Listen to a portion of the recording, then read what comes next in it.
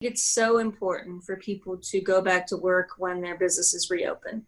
The businesses are really making an every effort to keep their employees safe.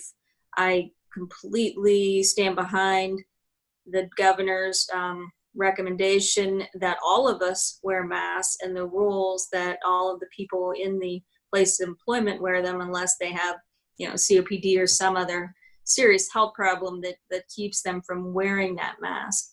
Masks are so important. The social distancing is important, but the routine of getting back to work, the knowledge that, income is coming back in is critical for people's mental health. Is that because of having to stay home in that isolation, or is it just the structure of it?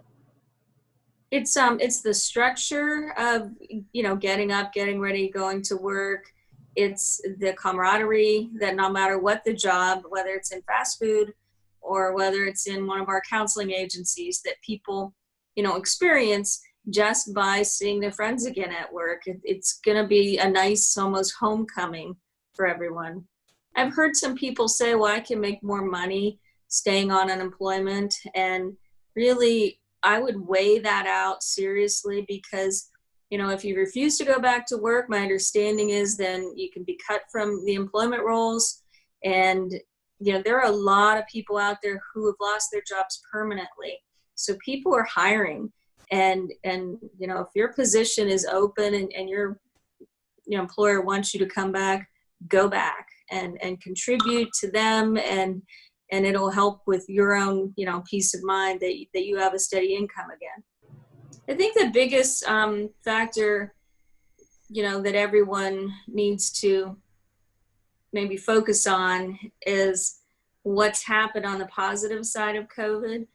Families eating together again, outreach is happening in a mindful way with seniors who are shut in. The pace slowing down because you're not running your kids to activities and sports and all the ball games.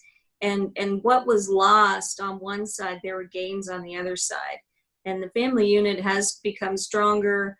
People have, slowed the pace and realized maybe what's important and what maybe we can leave by the wayside and not jump right back into, because it really will take away, the time that should be done caring for one another. Mm-hmm. And with that, do you think it's also a positive could be that suicide, depression, anxiety, all of those things will come out with a little bit more knowledge and maybe some understanding to not have a stigma to it? I think people are getting a better understanding that mental illness isn't just someone who is, so mentally ill with a severe condition that, maybe they're in a group home or they're hospitalized, but that still 1 in 5 people are affected by mental health issues.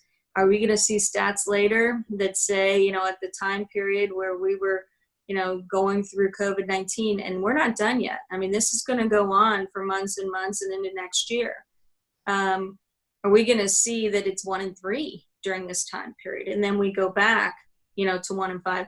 I don't know. I mean, it depends on how many people are getting help. For over a century, Farmers National Bank has stood strong. Through booms and busts, peaks and valleys, we've learned to know the seasons and how to grow in each of them. During challenging times, everyone is reminded of the value of solid relationships in both life and business. Farmers, stand strong.